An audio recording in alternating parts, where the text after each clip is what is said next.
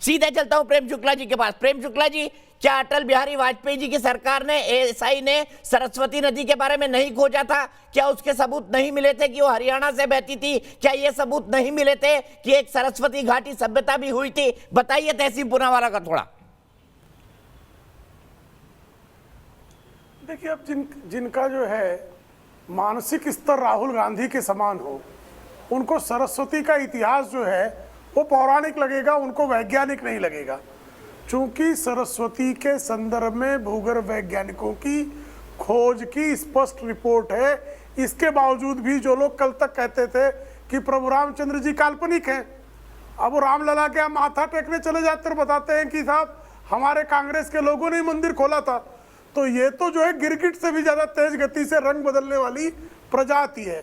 चूंकि भारत के पूरे इतिहास को, वैदिक इतिहास की बात की जाएगी, भारत के वैदिक इतिहास को, भारत के प्रागैतिहासिक इतिहास को, भारत के पुरातन इतिहास को, और स्वर्णकाल जो भारत का था, जब बाकी विश्व में सभ्यताओं ने जन्म भी नहीं लिया था, तब भारत में एक उन्नत सभ्यता थी।